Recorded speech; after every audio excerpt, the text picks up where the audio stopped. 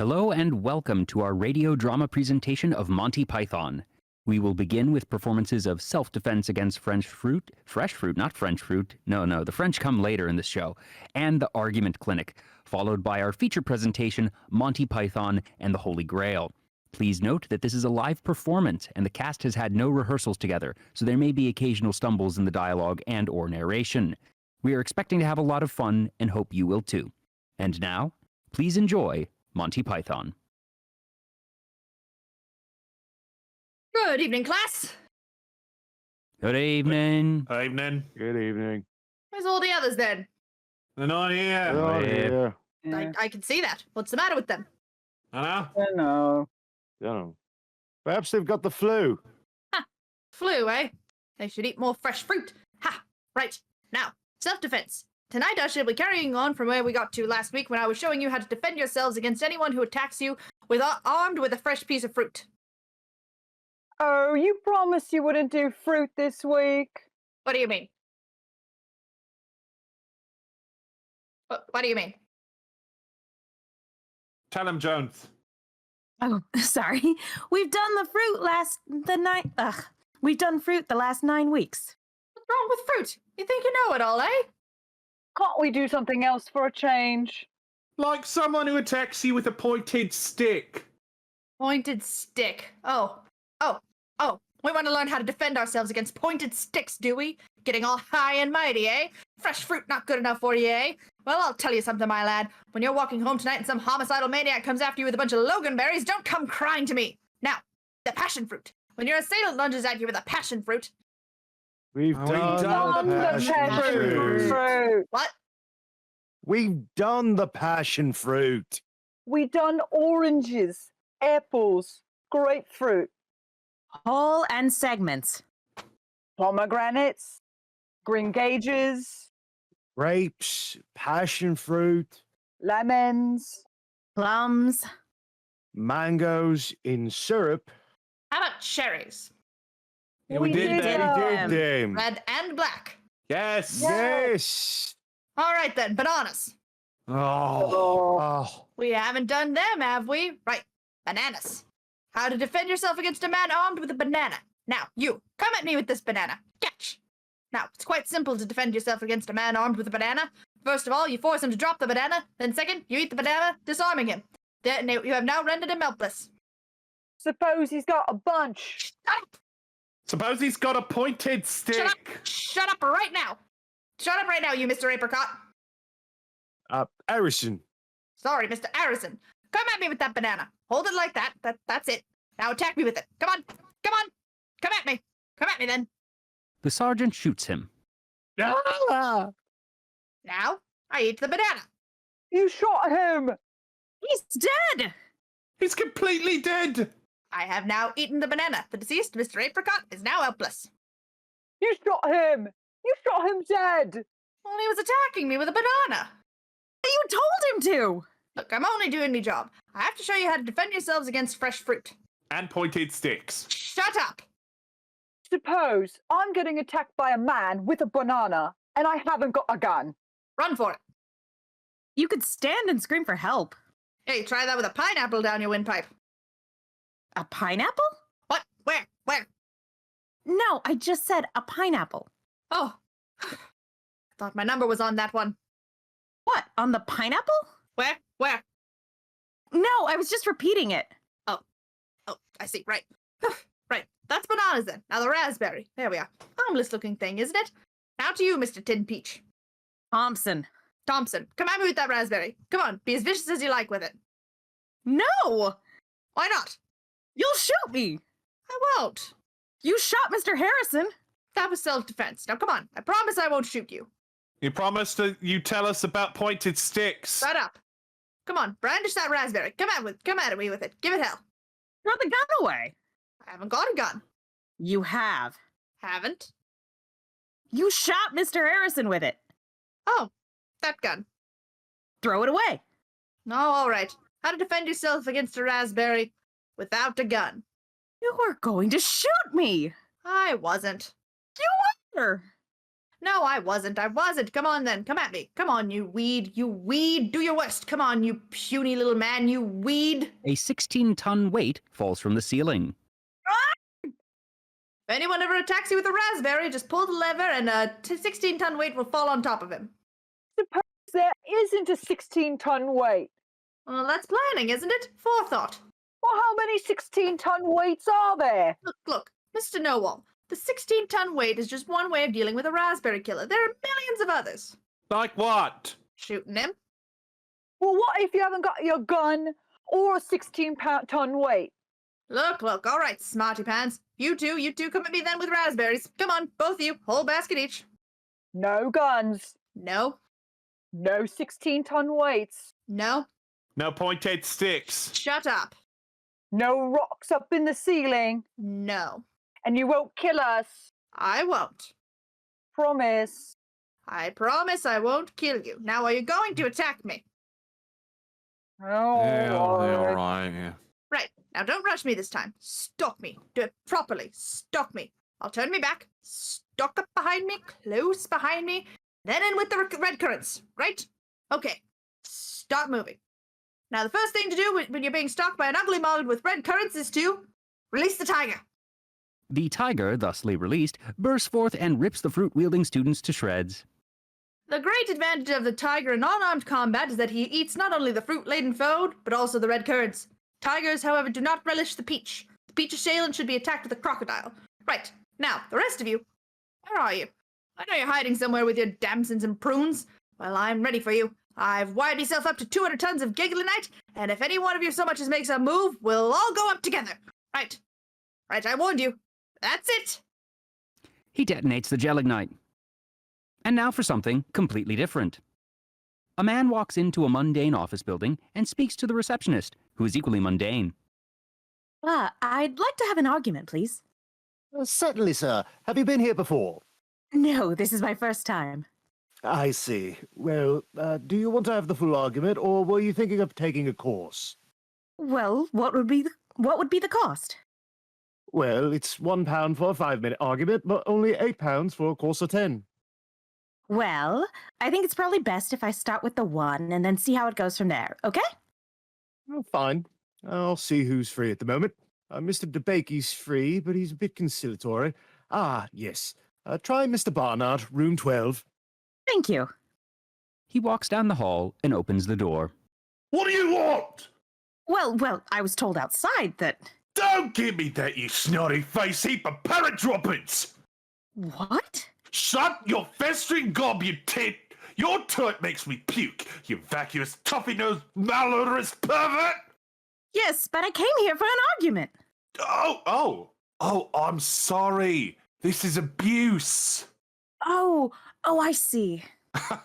Oh, no, yeah. You want room 12A next door. Oh, sorry. Not at all. Stupid git. The patron goes into room 12A. Another man is sitting behind another desk. Is this the right room for an argument? I've told you once. No, you haven't. Yes, I have. When? Just now. No, you didn't. Yes, I did. You didn't. I did. You didn't. I'm telling you, I did. You did not. Oh, I'm sorry. Is this a 5-minute argument or the full half hour? Just the 5 minutes. 5. Thank you. Anyways, I did. You most certainly did not. Now, let's get one thing quite clear. I most definitely told you. Oh, no, you didn't. Oh, yes, I did. No, you didn't. Oh, yes, I did. No, you didn't. Oh, yes, I did. No, you didn't. Oh, yes, I did. Oh, look, this isn't an argument. Yes, it is. No, it isn't. It's just a contradiction. No, it isn't. It is. It is not. You just contradicted me. No, I didn't. You did. No. You did just then. Nonsense. Oh, this is futile. No, it isn't. Yes, it is. I came here for a good argument. No, you didn't. You came here for an argument. An argument isn't just contradiction. Well, it can be. No, it can't. An argument is a connected series of statements intended to establish a proposition. No, it isn't. Yes, it is. Tisn't just contradiction. Look, if I argue with you, I must take a contrary position. Yes, but it isn't just saying no, it isn't. Yes, it is. No, it isn't. Yes, it is. No, it isn't. Yes, it is. No, it isn't. An argument is an intellectual process. Contradiction is just an automatic gainsaying of anything the other person says. It is not. It is. Not at all. It is. Thank you. Time's up. What? That's it. Good morning. But I was just getting interested. I'm sorry. The 5 minutes is up. That was never 5 minutes just now. I'm afraid it was. No, it wasn't. I'm sorry. I'm not allowed to argue anymore. What? If you want to go on arguing, you have to pay for another 5 minutes. That was never 5 minutes just now. Oh, come on. This is ridiculous. I told you. I'm not allowed to argue unless you pay. Oh, all right. There you are. Thank you. Well, Well, what? that was never 5 minutes just now. I told you. I'm not allowed to argue unless you paid. Well, I just paid. No, you didn't. I did. You didn't. I did. You didn't. I did. You didn't. I did. You didn't. I don't want to argue about it. Well, I'm very sorry, but you didn't pay. Aha! Well, if I didn't pay, why are you arguing? Gotcha. No, you haven't. Yes, I have. If you're arguing, I must have paid. Not necessarily. I could be arguing in my spare time. I've had enough of this. No, you haven't. Oh, shut up. He leaves the office and walks into the next room down the hall. I want to complain.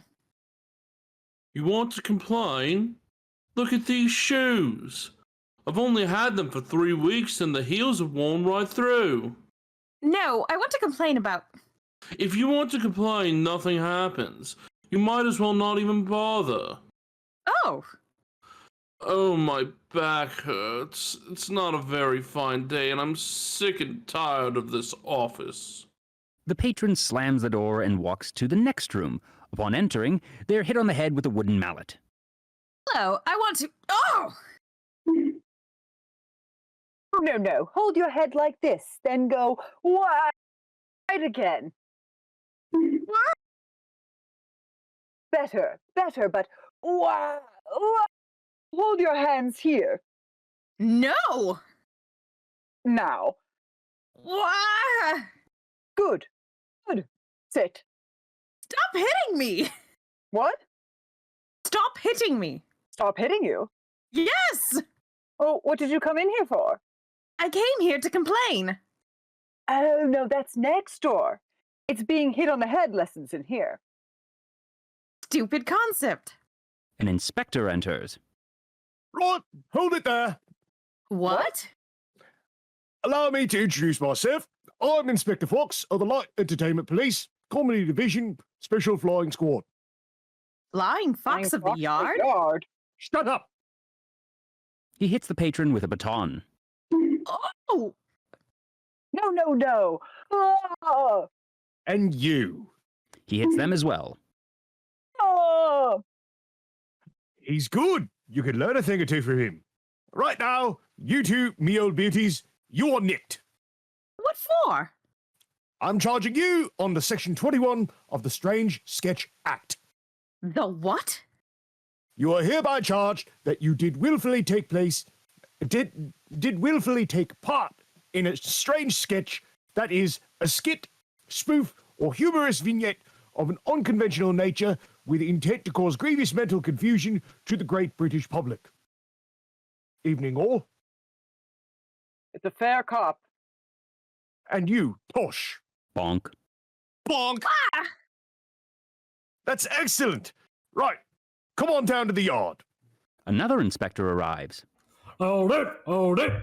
Allow me to introduce myself.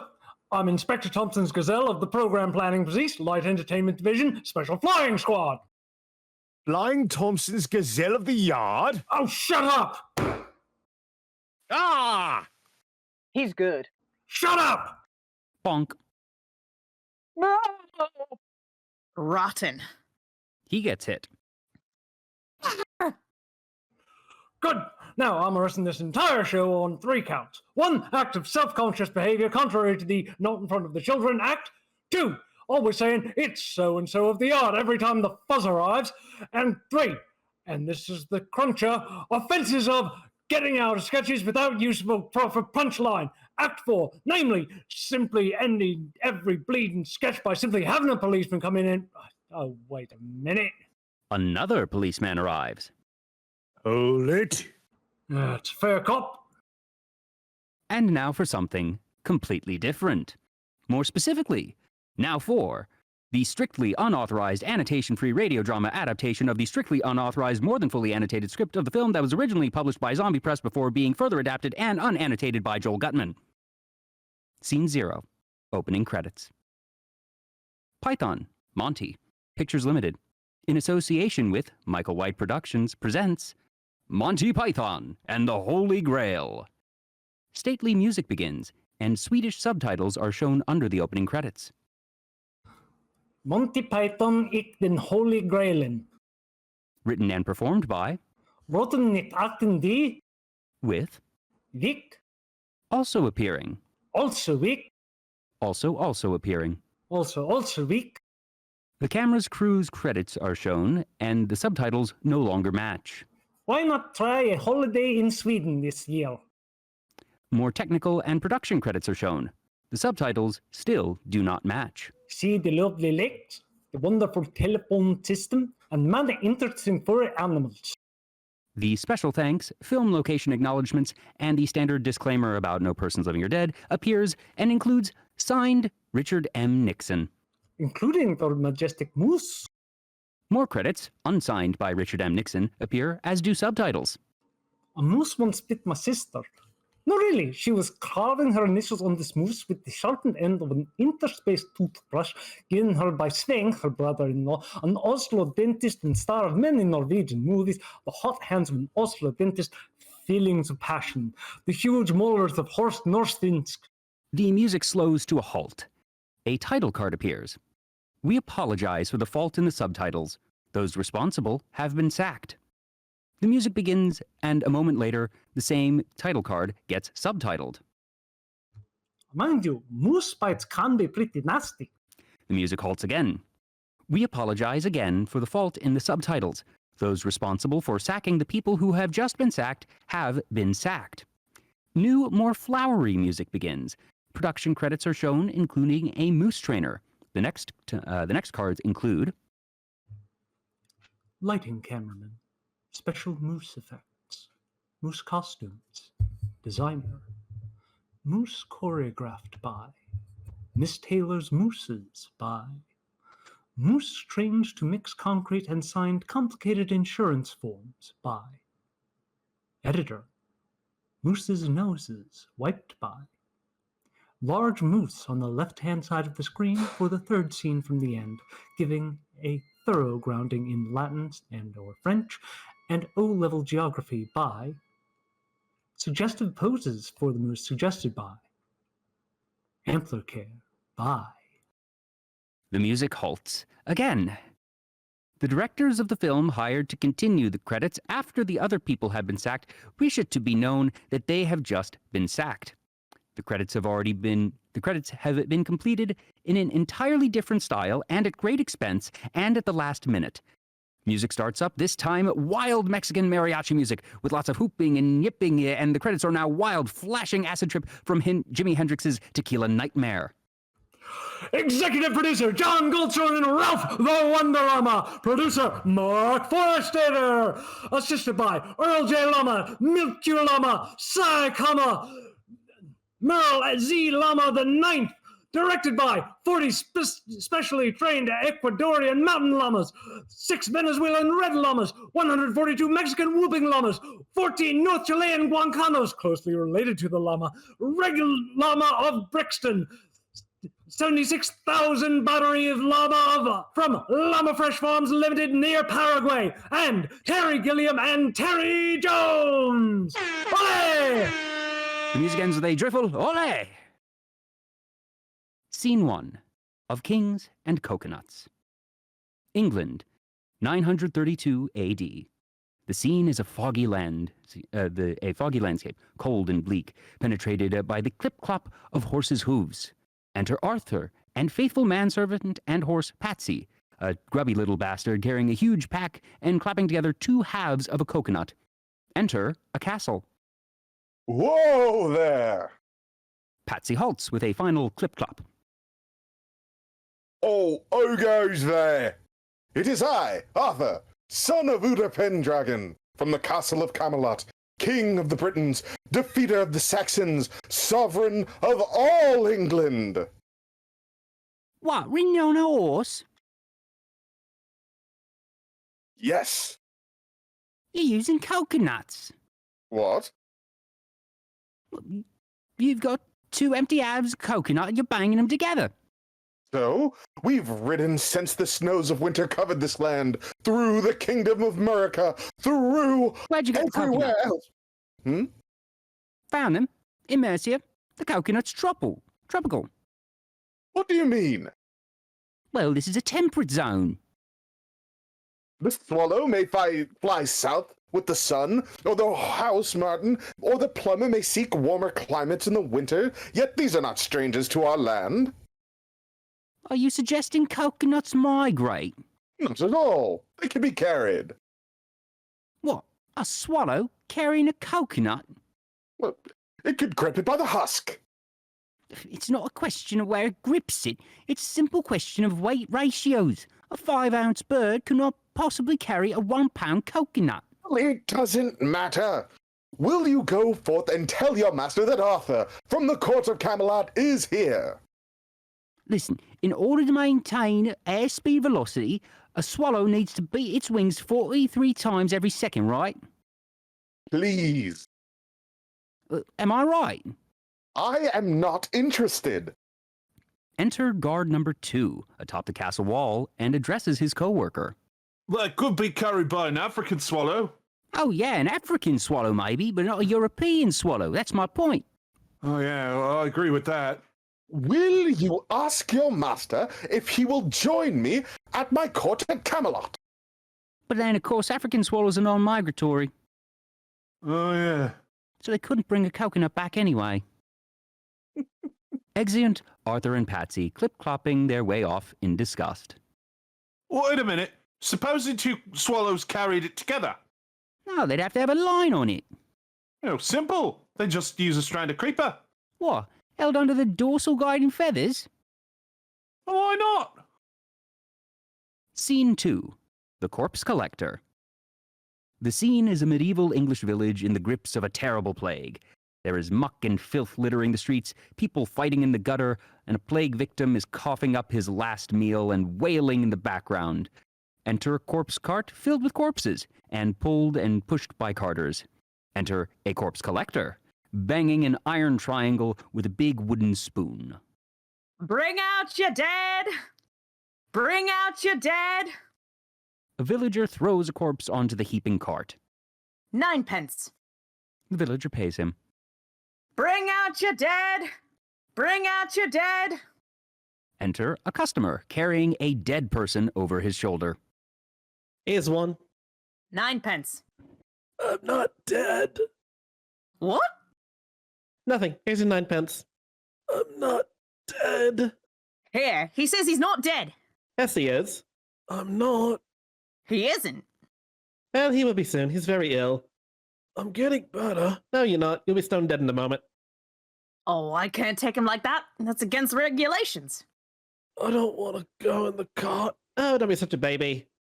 I can't take him. I feel fine. Oh, do us a favor. I can't. Can you hang around a couple of minutes? He won't be long.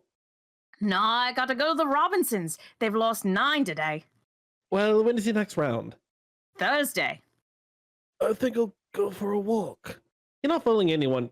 Look, Collector, isn't there something you can do? I feel happy. I feel happy. The customer looks the other way as the corpse collector whops the dead person on the head with his spoon. Ah, thanks very much. Not at all. See you on Thursday. Right. The customer dumps the now actually dead person on top of the heaping cart. Enter Arthur and Patsy clip-clopping their way through the village. Who's that then? I don't know. Must be a king. Why? He hasn't got shit all over him. Scene 3. Arthur and the anarcho-syndicalist serfs. The scene is an idyllic English countryside, grubby peasants scraping together a meager living out of the harsh rocky soil with their bare hands. A few serfs here and there carry what pathetic foodstuffs they have gathered up toward the road and some castle or other. Enter Arthur and Patsy on the road between them toward the castle. Enter Dennis, presumably a serf, pulling an empty cart in the same direction.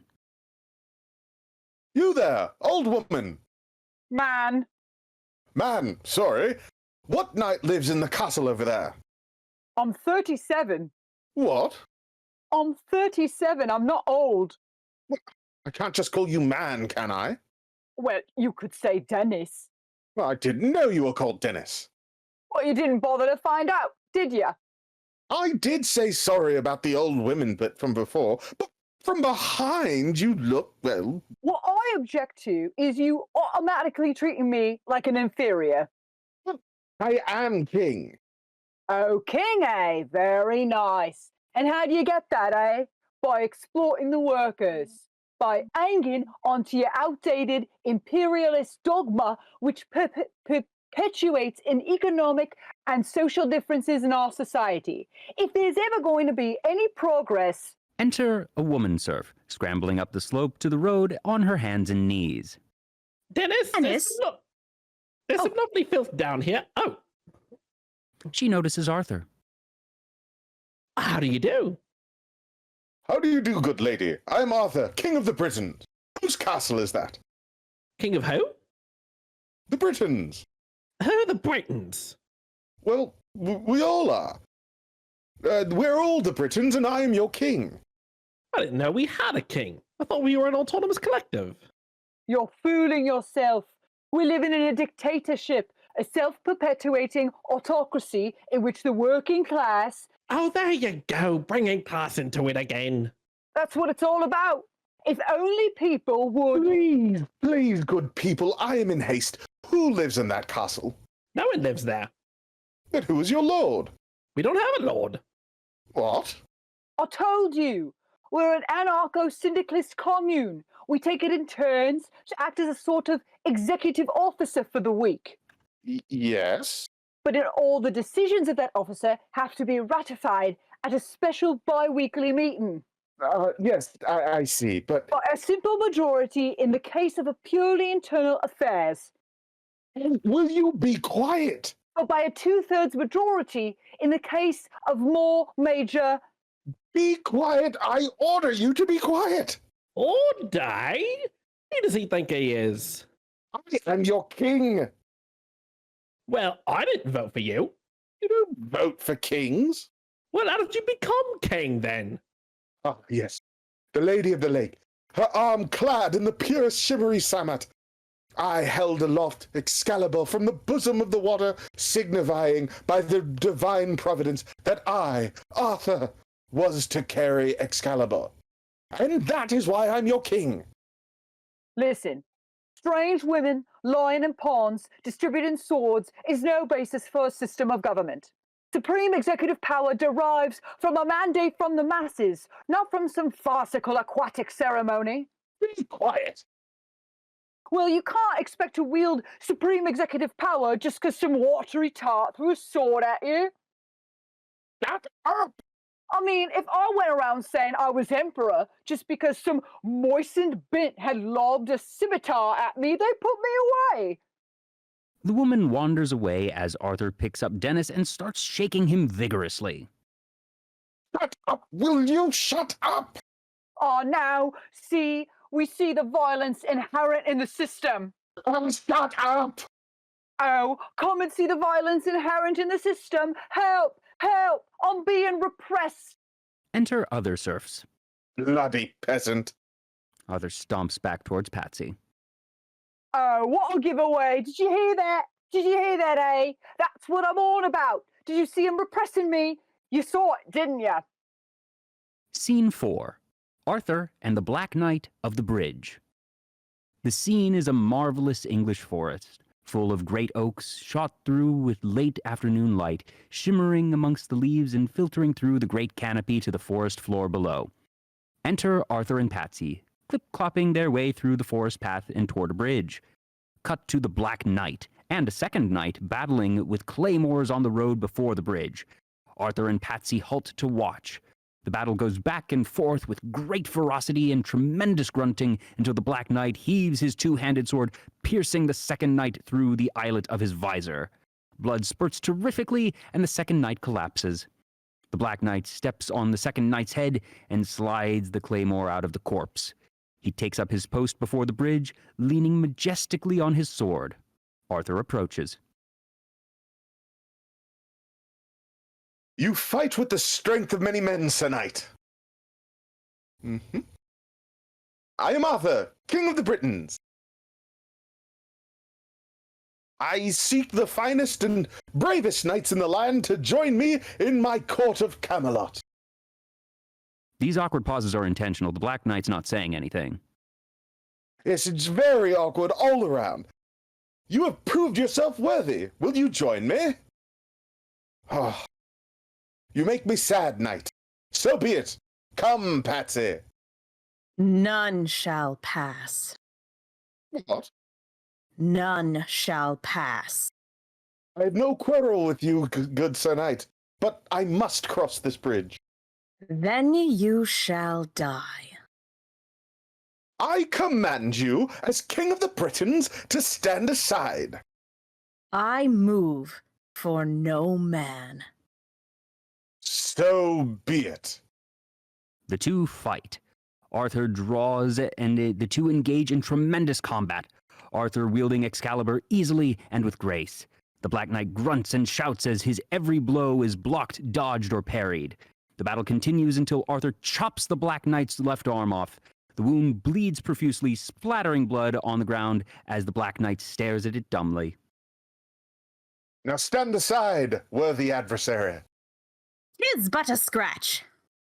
A scratch? Your arm's off. No, it isn't. Well, what's that then? I've had worse. You liar. Come on, you pansy, ha! The fight resumes, Arthur defending himself lazily. The Black Knight charges, but Arthur steps aside and chops the Black Knight's sword arm off, so now, no arms. Victory is mine. Victory is mine. We thank thee, O Lord, and mend that thy mercy. As Arthur kneels to pray, the Black Knight starts kicking Arthur in the head, knocking him down. Ah, come on, then. What? The Black Knight continues kicking. Have at you.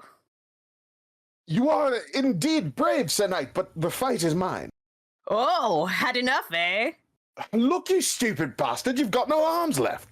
Yes, I have. Look. Just a flesh wound. Look, just stop that. Chicken! Chicken! Look, I'll have your leg. Arthur gets kicked again for his trouble. Right. Arthur lops off the Black Knight's right leg, and blood pours out. Right, I'll do you for that. You what? The knight hops around. Come here. What are you going to do, bleed on me? I'm invincible. You're a loony. The Black Knight always triumphs. Have at you. Come on, then. The Black Knight nudges his head against Arthur, who chops the Black Knight's other leg off. He falls to the ground, a mere torso of the man he used to be. All right. We'll call it a draw. Come, Patsy. Exit Arthur and Patsy across the bridge, clip-clopping all the way. Oh, I see. Running away, eh? You yellow bastards. Come back here and take what's coming to you. I'll bite your legs off. Scene 5. Sir Bedivere and the Witch Trial. The scene is another medieval English village, this one in slightly better condition than the one that was in Scene 2. Enter several ascetic Franciscan monks with wooden planks strolling through the village. Via Jesu Domine, dona eis requiem. They smack themselves in the head with wooden planks with a resounding clonk, or in this case, bonk. Via Jesu Domine. Dona eis requiem. Enter Via Jesu Domine. The script said to repeat it once. Yes, terribly sorry about that, monks, as you were. Enter a crowd armed with farm implements, shouting and dancing about, dragging a bound woman with a carrot tied over her nose and a funnel on her head, that is important, to a platform. Enter Bedivere upon the platform, a dove in one hand, a coconut in the other, a string tied between them. He lets the dove go. It's a witch! Witch! Witch! We got a witch! She's a witch! Burn her! Burn her! Burn up! We're burning her, right? Yeah, burning her. Fire! Arson? Then the villager has a line. I We think found a witch, might we burn her? Burn her! Burn her! Well, how do you know she is a witch? She looks like one. Yeah! Yep, Yeah! definitely looks like one. Bring her forward. Not a witch. I'm not a witch. But you are dressed as one. They dressed me up like this. No. No, no. No. Not us. And this is my nose. It's a false one. Bedivere moves the carrot to see her real nose. Well, Well, we did do the nose. the nose. And that. But she's a witch! Burn her! Witch, burn her! Did you dress her up like this? No. No. No. No. No. Yeah. Yes. Well, yeah, Yeah. yes. Yes, a bit. We did. She has got a wart. What makes you think she is a witch? Well, she She turned turned me me into into a a newt. She turned both of you into a newt? Yeah. We got better. Yeah. Anyway, Burn her! Burn her! Burn her anyway! Enter Arthur and Patsy, observing from across the square. Quiet, quiet, quiet! There are ways of telling whether she is a witch. There are? What are they? Yeah, what are they? do they hurt? Tell me, what do you do with witches? Them. Burn him. Arson! Well, what do you burn apart from witches? Well, basically, More witches! Wood. So, why do witches burn?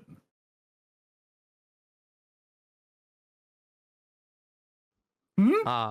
Because they... Because they're made of wood. Good!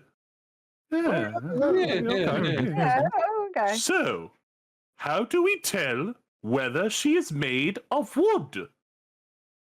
Build a bridge out of her. Ah, but can you not also build bridges out of stone? Oh, yeah. Oh, yeah. Does wood sink in water? No. No. It floats. Float! Floats. Throw her into the pond! The pond! Pond! Wait, what? Also floats in water. Bread? Apples! Very small rocks. Cider. Gravy! Gravy! Cherry, sometimes, usually. Mud! Churches? No, lead! Lead! A duck. Oh. Exactly. So, logically,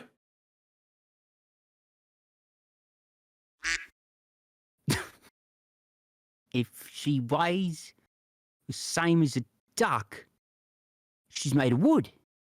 and therefore,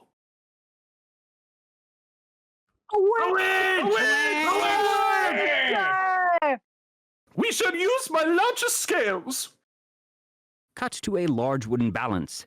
Enter Bedivere and crowd with the witch. Burn her! Burn the witch! Burn the witch! Burn the witch! The witch is put in one swing and a duck in the other. Right! Remove the supports! Two villagers smack the wooden supports away with big mallets, not to be confused with the mallets that were being used to hit people on the head in the argument clinic. This is many, well, at least a couple centuries before that clinic was established. The balance creaks and sways, but does not show a difference in weight. A witch! A witch! A witch! Tis a fair cop. Burn her! Burn! Burn! Exeunt crowd with witch. Enter Arthur. Who are you who are so wise in the ways of science? I am Arthur, King of the Britons. My liege. Good Sir Knight, will you come with me to Camelot and join us at the Round Table? My liege, I would be honored. What is your name?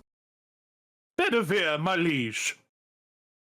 Then I dub you Sir Bedivere, Knight of the Round Table. Ba-ba-da-ba-ba-ba-da. Scene 6. The List of Knights.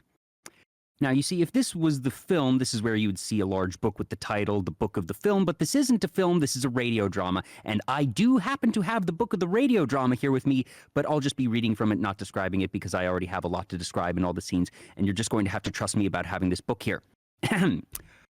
The wise Sir Bedivere was the first to join King Arthur's knights, but other illustrious names were soon to follow. Sir Lancelot the Brave, Sir Galahad the Pure, and Sir Robin, the not quite so brave as Sir Lancelot, who had nearly fought the Dragon of Angor, who had nearly stood up to the vicious Chicken of Bristol, and who had personally wet himself at the Battle of Badon Hill, and the aptly named Sir Not Appearing in this radio drama. Together, they formed a band whose names and deeds were to be retold throughout the centuries, the Knights of the Round Table. Scene 7. Arthur and his knights don't ride to Camelot. The scene is a rugged English countryside. Enter Arthur and his knights, along with their entourage of minstrels and Patsy-like porters and horse-foley artists. And that, my liege, is how we know the earth to be banana-shaped. Okay. This new learning amazes me, Sir Bedivere. Explain again how a sheep's bladder may be used to employ to prevent earthquakes? Oh, certainly, sir. Look, my liege. Cut to a tall, multi-towered castle high atop a hill, complete with trumpet flourish. Ba-ba-da-ba-ba-ba-da. Camelot. Camelot. Camelot. It's only a model. Patsy. Knights, I bid you welcome to your new home. Let us ride to Camelot. Cut to the interior of the castle, a dark and rather dreary place where a good deal of singing and cheery music would be required to make it seem more homey. Luckily, this is just what we get. Or at least it is what you would get in the film, but this is a radio drama presented on Twitch using voice chat. And first off, multi-part harmony on voice chat is a terrible idea. Second, Twitch has been cracking down on copyrighted music and making a whole lot of other questionable decisions lately, and we don't want to risk playing the recording and get DMCA'd, so we're just going to skip over it. But do listen to it sometime, it's delightful. Anyways, Arthur has visions of singing, dancing knights that inhabit Camelot, and quickly realizes that, much like multi-part harmony on voice chat or playing copyrighted music on Twitch, bringing the Knights of the Round Table to Camelot might not be a good idea.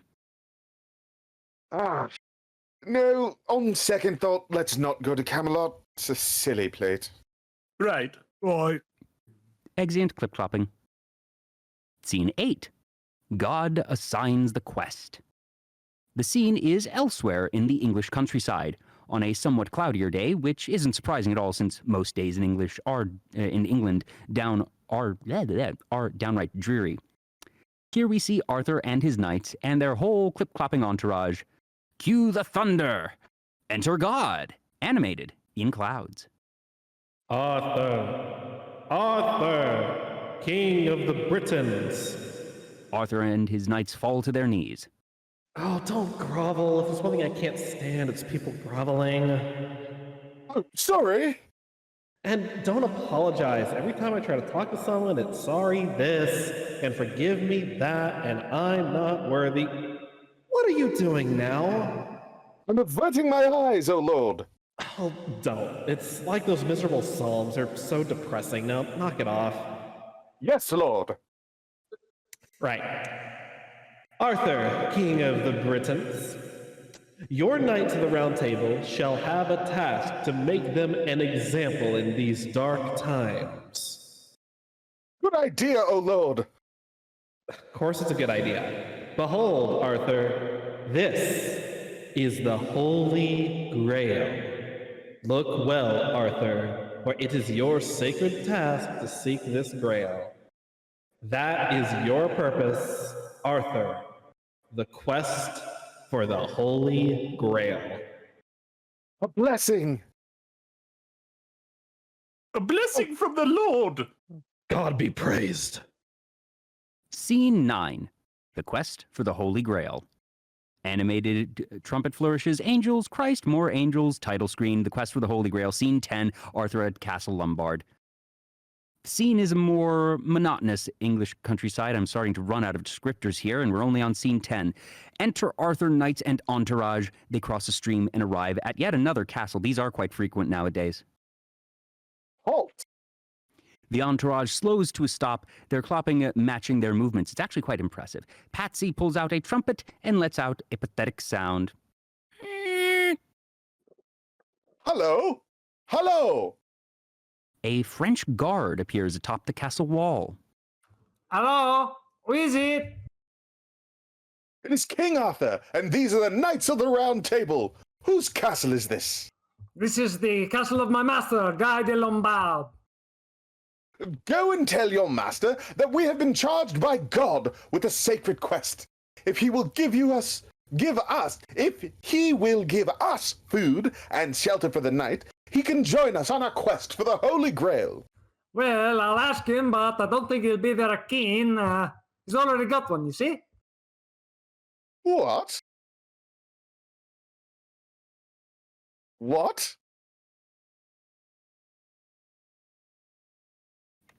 He says they've already got one. Are you sure he's got one? Oh, yes, it's a very nice. The French guard turns to the other guards who are hiding behind the battlement merlins. I told him we already got one. Well, can we come up and have a look? Of course not. You are English types. What are you then? I'm French. Why do you think I have this outrageous accent, you silly king? What are you doing in England? Mind your own business. If you will not show us the Grail, we shall take your castle by force. You don't frighten us, English pig dogs. Go and boil your bottom, sons of a silly person. I blow my nose at you, you so-called Arthur King, you and your singly English canniggets. What a strange person. Now look here, my good I man. don't want to talk to you no more, you empty-headed animal food trough wiper. I fart in your general direction. Your mother was a hamster and your father smelled of elderberries. Is there someone else we could talk to? No, now go away or I shall taunt you a second time. Now, this is your last chance. I have been more than reasonable. The guard turns to his compatriots.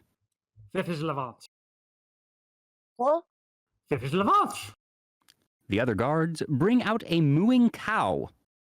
If you do not agree to my commands, then I shall... Suddenly, with a great twang, the cow is catapulted over the castle wall at the knights. Distressed mooing is heard. Jesus Christ! The cow lands with a thud upon Galahad's porter. Right, charge! Charge! Charge! Charge! A great deal of livestock, mostly live chickens, is dispensed over the castle walls at the knights. This one is for your mother. This one's for your dad. The knights are quickly overwhelmed by the farmyard bombardment. Run away! Run away! The knights take refuge in a ditch. Beans! I'll tear them apart! No. Sir, I have a plan, sir. Cut to the French guard atop the wall. The sounds of sawing rise out of the forest, then a variety of thumps, creaks, screeches, whirring, and clanks.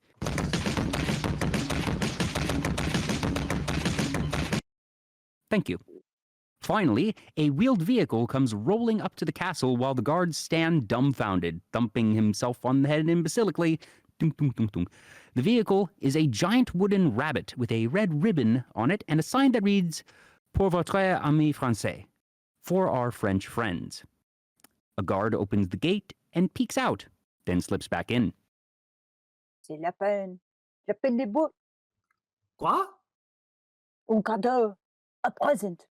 Un cadeau. Oui. Hurry. Quoi? Let's go. Guards come out to push the rabbit through the castle gates. Cut to Arthur and knights, still in a ditch. So, what happens now? Well, now, Lancelot, Galahad, and I wait until nightfall and then leap out of the rabbit, taking the French by surprise. Not only by surprise, but totally unarmed. Who leaps out? Lancelot, Galahad, and I, leap out of the rabbit, look, if we built this large wooden badger... Arthur whacks him on the back of the helm. Suddenly, with at least as great a twang as the cow made, the giant wooden rabbit is catapulted out of the castle at our heroes. Run away! Run away! Run away! The rabbit comes crashing down upon a terrified porter, weighed down as he was with a huge pack and numerous provisions. Ha ha ha. Oh, sacré bleu! Ha ha ha. Scene 11. The famous historian. The scene is in English Wood, where a famous historian, just trust us on the appearance here, he looks very famous and professional, very fancy, stands waiting for his cue. Defeat at the castle seems to have utterly disheartened King Arthur. The ferocity of the French taunting took him completely by surprise, and Arthur became convinced that a new strategy was required if the quest for the Holy Grail were to be brought to a successful conclusion. Arthur, having consulted his closest knights, decided that they should separate and search for the Grail individually. Now this is what they did. Just then, there's the sound of hoofbeats.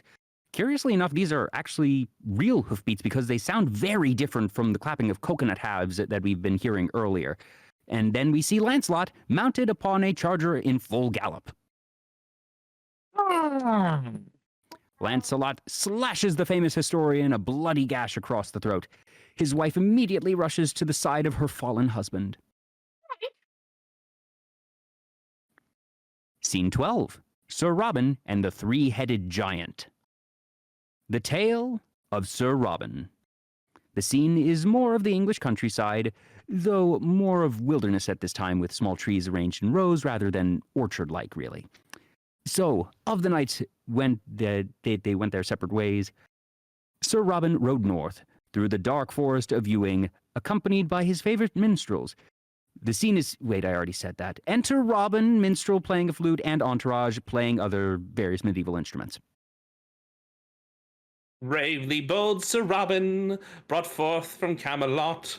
He was not afraid to die, oh brave Sir Robin. He was not at all afraid to be killed in nasty ways. Brave, brave, brave, brave, brave Sir Robin.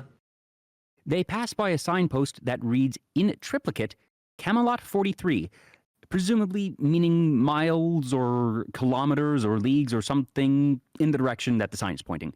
Certain death, 1 mile. Let's assume it's miles.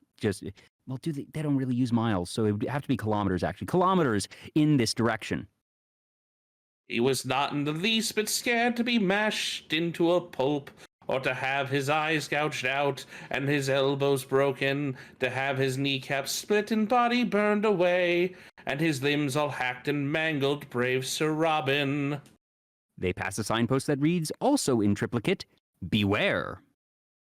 His head smashed in, and his heart cut out, and his liver removed, and his bowels unplugged, and his nostrils ripped, and his bottom burned off, and his... That's enough music for now, lads. Looks like there's dirty work afoot. They pass a third signpost that reads, once again in triplicate, Dead People Only. Enter Dennis and woman from earlier, just passing through, though, carrying baskets full of mud. Anarcho-syndicalism is a way of preserving freedom. Oh, Dennis, forget about freedom. Don't drop that mud.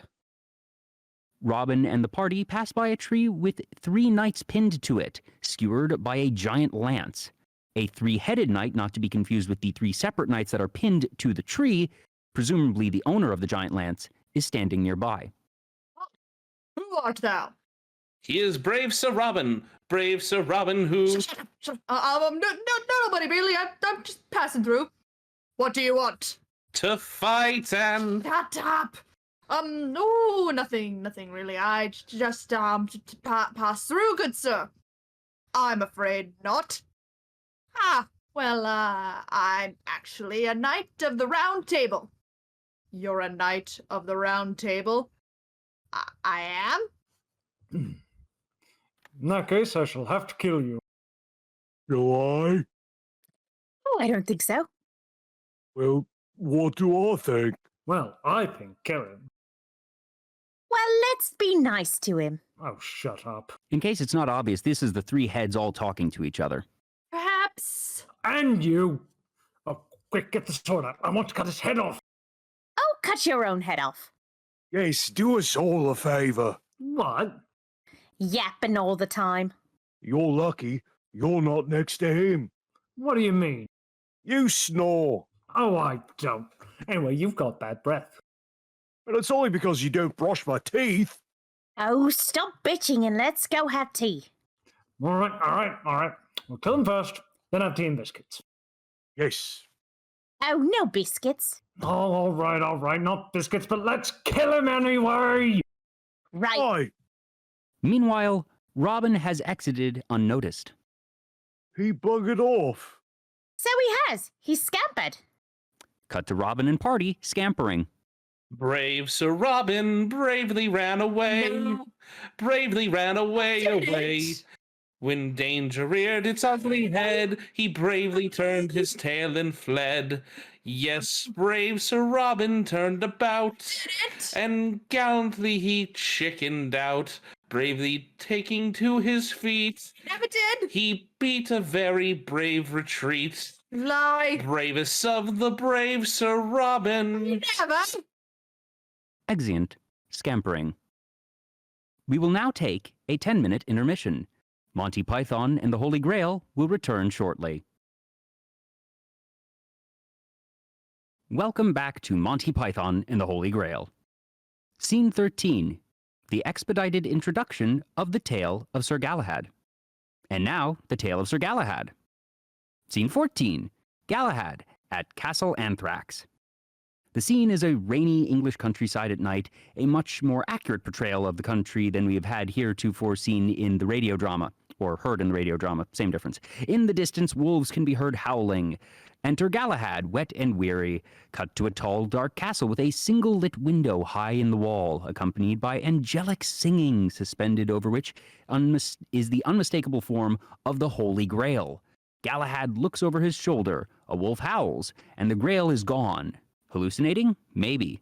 Can you see things? Isn't there a term for when you can see things based on descriptions? Anyways, Galahad scrambles up the slope and makes his way toward the castle. He pounds on the door incessantly. Open the door. Open the door. In the name of King Arthur, open the door. The door squeaks open. Galahad throws himself inside and the door closes behind him. Enter Zoot and numerous beautiful girls, accompanied by harp music.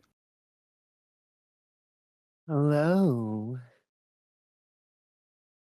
Welcome, gentle Sir Knight.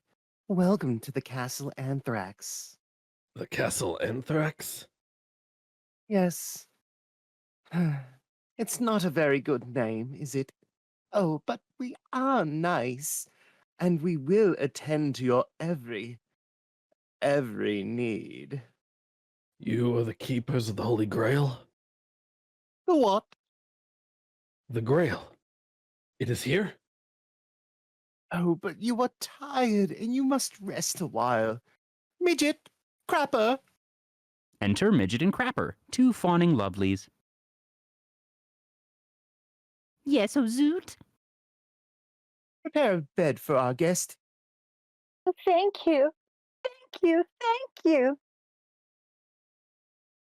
Away, away, Violetisses. The beds here are warm and soft, and very, very big.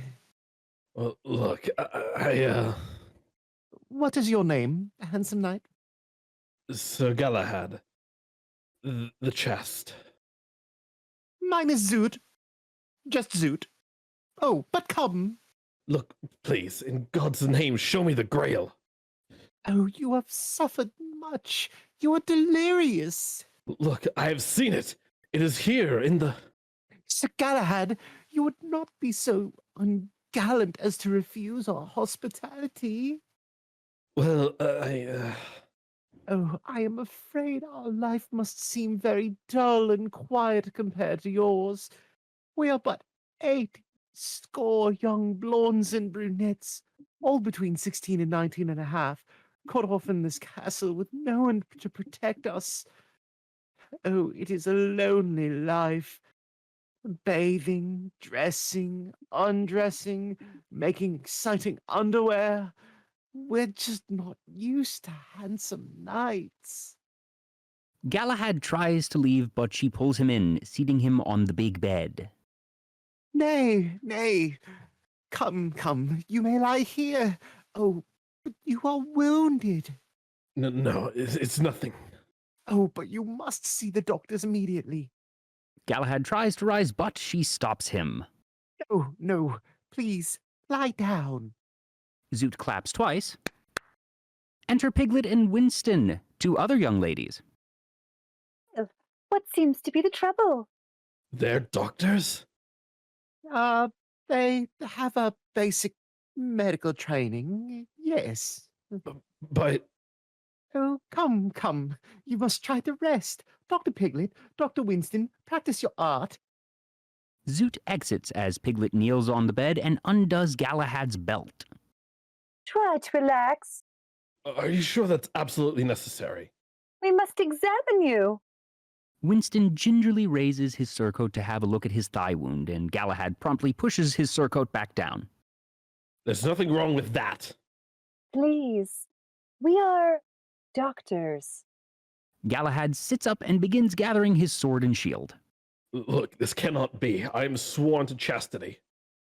Back to your bed at once. Torment me no longer. I have seen the Grail. There's no Grail here. I've seen it. I've seen it. I have seen... Galahad exits the room and stumbles into the Castle Anthrax's boudoir, where numerous young ladies stand around in slips with lutes and harps and brushes and orangutans and breakfast cereals and wait, that's later. Oh. Oh. Hello. Hello. Hello. Galahad tiptoes around looking for an exit, thinks he's found it, and then runs headlong, so to speak, into... Zoot! No, I am Zeus's identical twin sister, Dingo. Oh, well, excuse me, Where are you going? I seek the Grail. I've seen it, here in this castle. No. Oh, no. Bad Zoot. What is it? Oh, wicked, bad, naughty Zoot. She has been setting a light in our beacon, which, I just remembered, is Grail-shaped. It is not the first time we've had this problem. It's not the real Grail? Oh, wicked, bad, naughty, evil Zoot. Oh, she is a naughty person, and she must pay the penalty. Do you think this scene should have been cut? We were so worried when the boys were writing it, but now we're glad. It's even better than some of our previous scenes, I think. Several characters from other scenes feel differently, such as the right head of the giant. At least ours was better visually. And Dennis, the anarcho-syndicalist. At least ours was committed. It wasn't just a string of innuendos. And wait a minute, you're not introduced until the next scene. Get on with it.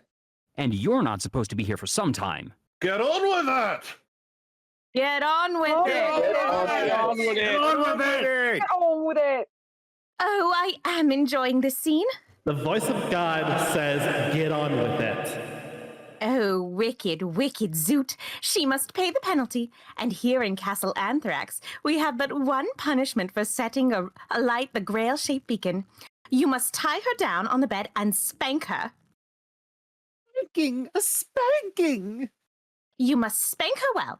After you have spanked her, you may deal with her as you like. And then, spank me. And spank me. And me. And then spank me. And me. Yes, yes, you must give us all a good spanking. A spanking. Spanking. Yeah. Spanking. And after the spanking, wait, are we even allowed to say this one on Twitch? Not sure.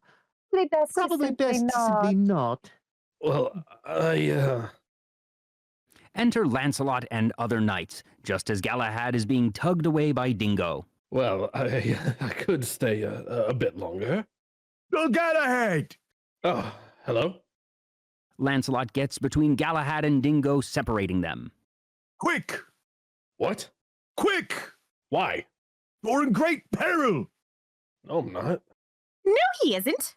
Silence, foul temptress! Now, look, it's not important. Quick, come on, and we'll cover your escape! Look, I'm fine.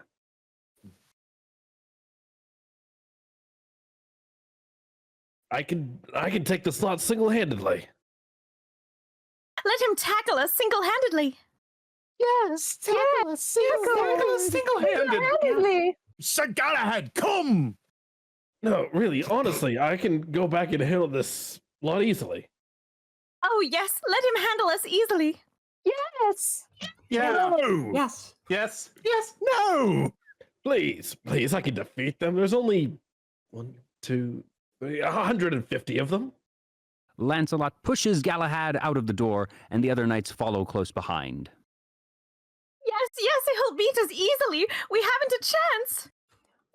Yes, we have it a chance. Oh, shit. Outside in the rain, Lancelot is still rushing Galahad off against his will.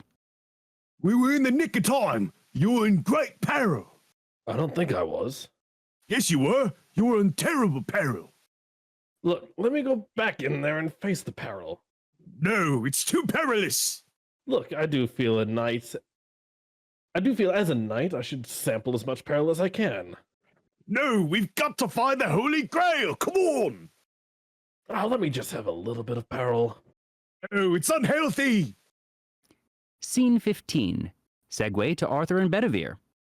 Now, while I have not been describing the imagery of the book of the radio drama, I would like to point out that the current page in the book refers to the next scene as scene 24, despite the fact that this is clearly not scene 24 in our radio drama, and that even in the film's original script, it was not scene 24 at the time. We aren't sure why they chose scene 24 to be the number that they misnumbered with this scene, but here we are.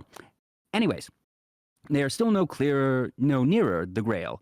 Meanwhile, Arthur and Sir Bedivere, not more than a swallow's flight away, had discovered something. Oh, that's an unladen swallow's flight, obviously. I mean, they were more than 2 laden swallows' flights away. 4, really, if they had a coconut on a line between them, I mean. Anyways, if the birds were walking... Get on with it! Oh, fine. On to scene 24, which is a smashing scene with some lovely acting in which Arthur discovers a vital clue in which there aren't any swallows, but I think you can hear a starling... Oh! Okay, fine. Scene 16. Arthur, Bedivere, and the old man. The scene is a ramshackle, dry stone hut with a little plume of smoke rising out of it. Nearby stands Patsy and another porter. Cut to the interior, where a deformed old man sits cackling by a crackling fire among a birdcage, loose ruffling, and other junk. Arthur and Bedivere sit with him. And this enchanter of whom you speak, he has seen the Grail? Where does he live? Old man, where does he live? He knows of a cave which no man has entered. And the Grail? Is the Grail there? Very much danger. For beyond the cave lies the gorge of eternal peril, which no man has ever crossed. But the Grail! Where is the Grail? Seek the bridge of death. Bridge of Death, which leads to the Grail. Suddenly, the shack is gone, and Arthur and Bedivere sit in a pile of smoldering leaves in the open wilderness, bewildered. They stand up. Scene 17. Arthur and the Knights of Ni. Take 1. A foggy wood. Arthur and Bedivere enter, along with their porters, and the slop of their coconuts clip-clop, slop, how'd that get auto-corrected? Goodness. Of the coconuts echoing eerily off the trees. Snap goes a twig, and Arthur spins around to glimpse a tall, horned figure in the foggy shadows. Snap! There's another. He glances all around nervously. There are several figures dashing around. They have us surrounded. Oh, God, no. Oh, sorry. I was getting a little carried away there. Anywho, enter the head knight of Ni, a huge antler-helmed man of grave countenance.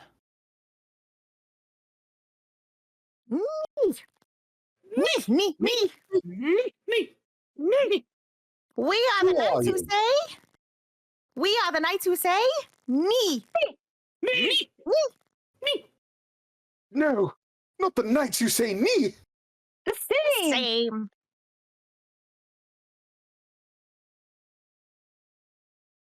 Who are they? We are the keepers of the sacred words. Ni. Ni one.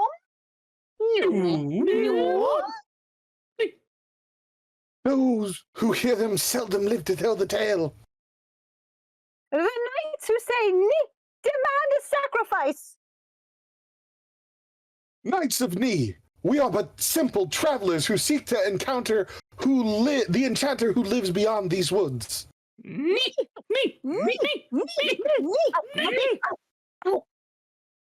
We shall say Ni again to you if you do not appease us. Well, what is it that you want? We want a shrubbery.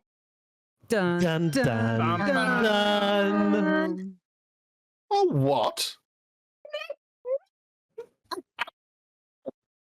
Please, no more. Okay, we will find a shrubbery. You must return here with the shrubbery, or else you'll never pass through this wood alive.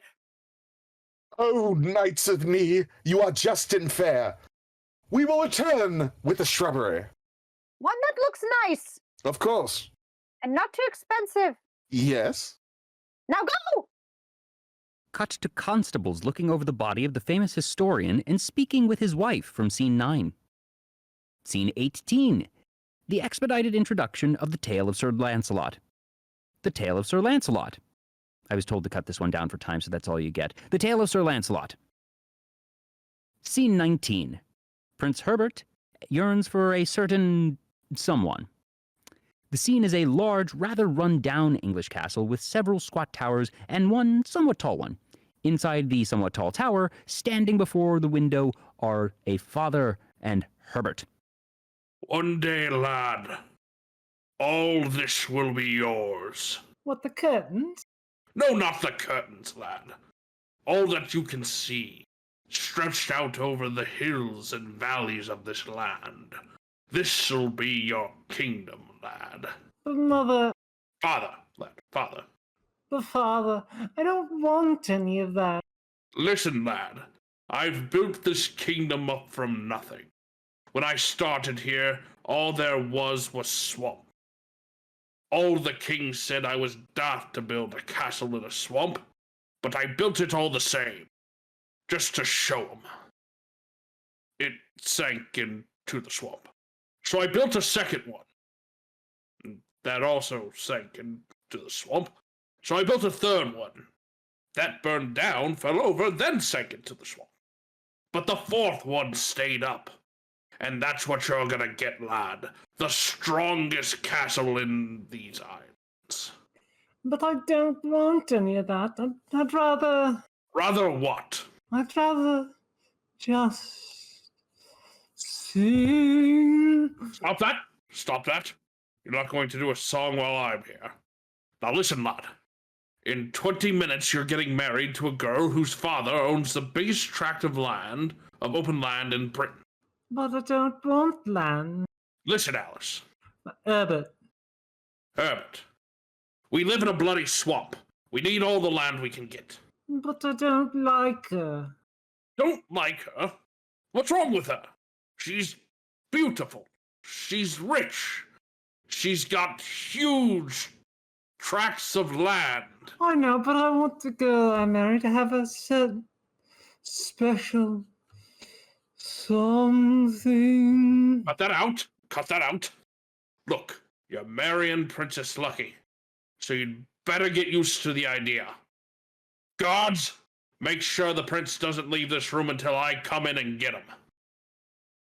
Not to leave the room, even if you come and get him. No, until I come and get him. Until you come and get him, we're not to enter the room.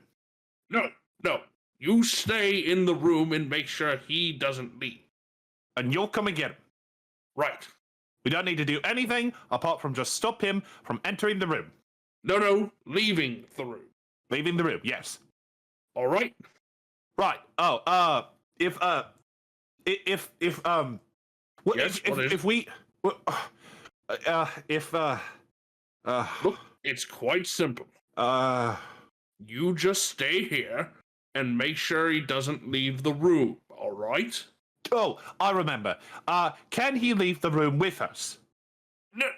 No. You just keep him in here and make sure... Oh, yes, we'll keep him in here, obviously, but if he had to leave and we were with him... No, just keep him in here. Until you or anyone else... No, not anyone else, just me. Just you. Get back. Right? Right. We'll stay here until you get back. And, make sure he doesn't leave. What? Make sure he doesn't leave. The prince? Yes, make sure he doesn't leave. Oh, yes, of course. I thought you meant the other god. You know, it seemed a bit tough me having to guard him when he's a god. Is that clear? Oh, quite clear. No problems. Right. The father starts to leave, and the guards follow him immediately. Where are you going? We're coming with you. No. I want you to stay here and make sure he doesn't leave. Oh, I see. Right. I just lost my place. The father? Shut your noise, you, and get that suit on, and no singing. Father exits as Herbert coyly writes a note and attaches it to an arrow. The intensely stupid room guard smiles benignly. Herbert takes a bow and, plunk, shoots the arrow out of the window. Room guard smiles benignly again. Scene 20. Sir Lancelot receives an urgent cry of distress. The scene is outside Swamp Castle, where Lancelot is passing by, leaping from stone to stone across the stream, and giving his porter Concord praise for correctly foleying his imaginary horse's hoofbeats. Well taken, Concord. Thank you, sir. Most kind. And again. Over we go. Good. Steady. And now the big one. Come on, Concord. Thunk. Herbert's arrow hits Concord in the chest. Message for you, sir. Concord. Concord, speak to me. Alas, Concord is dead. Lancelot opens the note attached to the arrow. To whoever finds this note, I have been imprisoned by my father, who wishes me to marry against my will. Please, come and rescue me. I am in the tall tower of Swamp Castle. At last! A cry of distress! This could be the sign that leads us to the Holy Grail. Brave, conquered, you shall not have died in vain. I'm not quite dead, sir. Well, you shall not have been mortally wounded in vain. I think I could pull through, sir. I see. Actually, I think I'm all right to come with you. No, sweet conquered. Stay here. I will send help as soon as I have accomplished a daring and heroic rescue in my own particular... Idiom, sir. idiom. No, I feel fine, actually, sir. Farewell, sweet conquered. Exit Lancelot. I just stay here then, shall I, sir? Yeah. Scene 21. Sir Lancelot assaults Swamp Castle. Inside the great hall of Swamp Castle, handmaidens decorate the fat bride and braid her horse-like hair. Wedding guests mingle near the fire. Behind is splitted, minstrels play, maidens dance a Morris dance, and outside the main gate more guests continue entering, passing by the Guardsman. Morning. Morning. Lancelot charges across the green to the sound of drumming. Guardsmen peer out at him. Lancelot continues to approach. However, he is not closer than he was a moment ago. Guards continue to peer out at him curiously. This goes on a total of 5 times. Suddenly, he stabs one of the guardsmen and enters the castle. Hey! Lancelot lays waste to the entire wedding party, whacking servants, stabbing maidens, chopping the minstrel's pavilion support down, kicking guests and doing in guardsmen, and even chopping at flowers along the wall on the stairway, laughing maniacally all the way, until at last he bursts through the door of the top chamber in the tall tower. Now, you're not allowed to enter the room. Lancelot stabs him and kneels before Herbert. Oh, fair one, behold your humble servant, Sir Lancelot of Camelot. I have come to take... Oh, I'm terribly sorry. You got my note. Well, I got a note. You've come to rescue me. Well, no, you I knew that someone would. I knew someone out there. There must be someone. Enter Father. Stop that! Stop that! Stop it! Stop it! Who are you? I'm your son. No, not you! Oh, me, I'm Sir Lancelot, sir. He's come to rescue me, Father.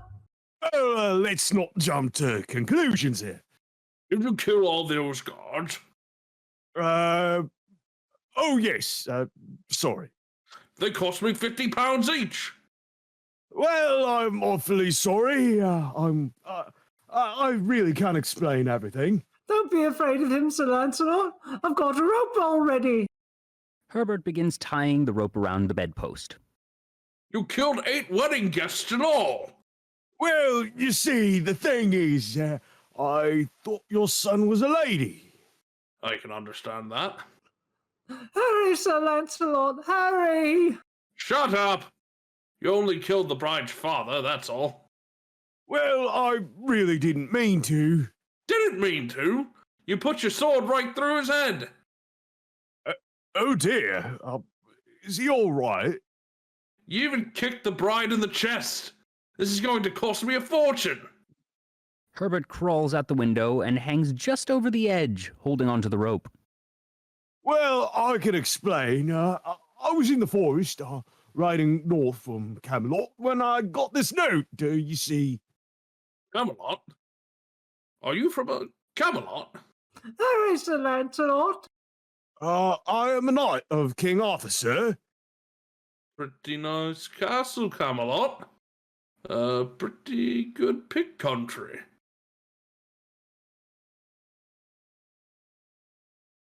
All right, Yes. I'm ready. Would you, like to come and have a drink?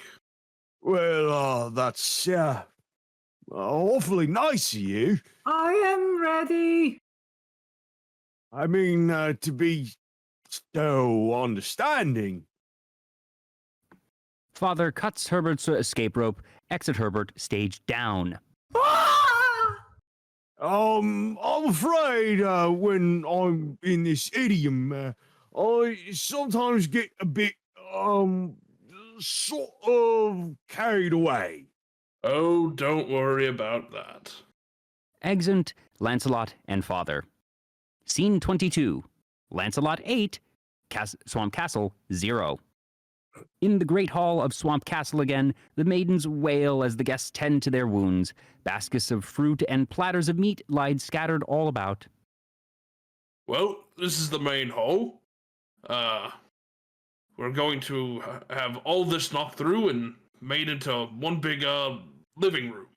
There he is! The guests rush Lancelot on the stairs. Oh, bloody hell. Lancelot launches into his idiom and begins cutting down guests again. Father grabs him by the arm and pulls him back. Hold it, please. Sorry, see what I mean? I'll just get carried away. I really must. Sorry, everyone.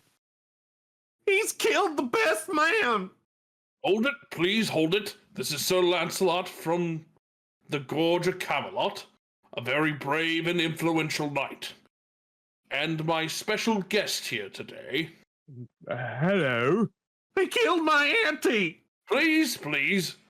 This is supposed to be a happy occasion. Let's not bicker and argue about who killed who. We are here today to witness the union of two young people in the joyful bond of the holy wedlock. Unfortunately, one of them, my son Herbert, has just fallen to his death. But I think I've not lost a son as much as gained a daughter. For since the tragic death of her father... Well, he's not quite dead. Since the near fatal wounding of her father... He's getting better. Father nods to a guardsman. For since her own father, who, when he seemed about to recover, suddenly felt the icy hand of death upon him. The guardsman stabs Bride's father. Oh yeah, he's dead.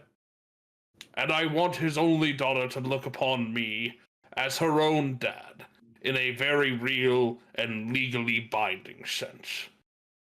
And I feel sure that the merger, the union between the princess and the brave but dangerous Sir Lancelot of Camelot. What? Enter Concord, carrying Herbert. Oh look, the dead prince. Oh, yeah. Yeah. He's not quite dead. Oh, I feel much better. You fell out of the tall tower, you creep. No, I was saved at the last minute. How? Well, I'll tell you. Music swells and the guests begin singing in unison about how the prince will be telling them about his great escape. Not like that. Not like that. Now stop it. Stop it. Shut up. Quickly, sir, this way. No, it's not right for my idiom. I must escape more. Dramatically, sir. Dramatically! As the guest continues singing, Lancelot dramatically grabs a nearby rope and leaps from the staircase, only to crash into something that is just sort of in his way and have his momentum halted. He swings slowly and stops as the guests finish their song. Excuse me, but, could somebody give me a push, please? Scene 23. Arthur and the Cynical Shrubberer. The scene is a medieval English village, presumably different from the ones we've seen before, but markedly similar. There is the horrible sound of a cat screeching repeatedly, which is no wonder because an old crone is soon seen beating a cat against a post. Enter Arthur and Bedivere and their porters clopping along the cobblestone street. Old crone, is there anywhere in this town where we could buy a shrubbery? Dun dun dun. sent you? The knights who say me. No, never. We have no shrubberies here.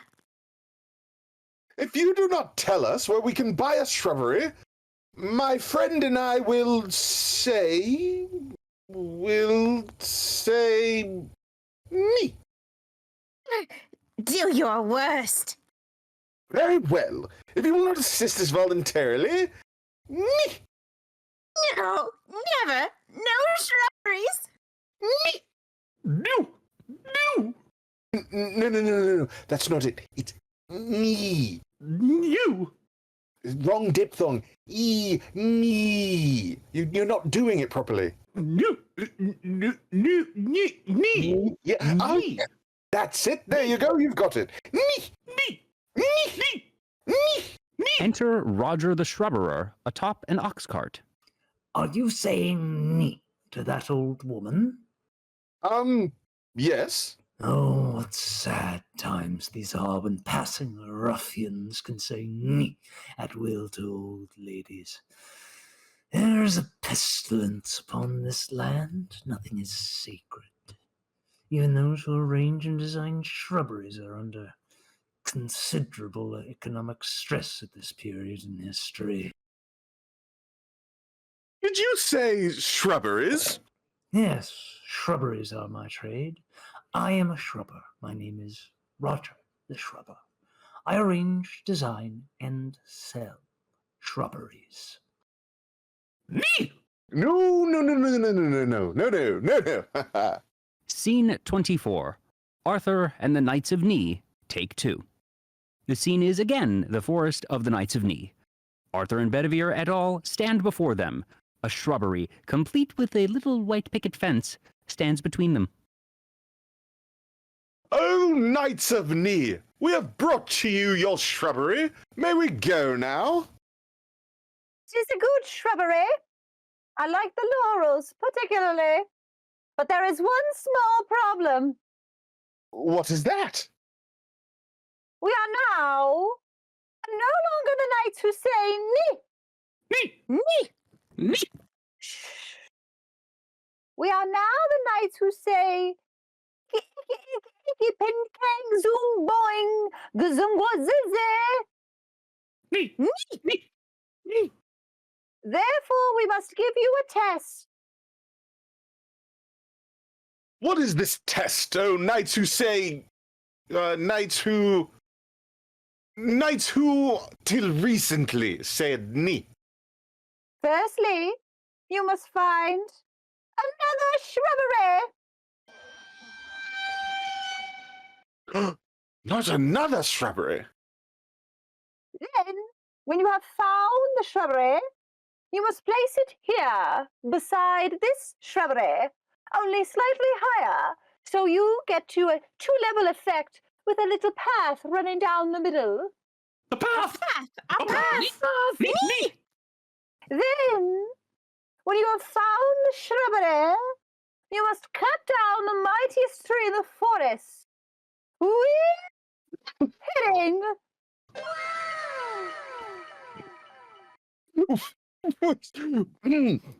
We shall do no such thing. Oh, please. Cut down a tree with a herring, it can't be done.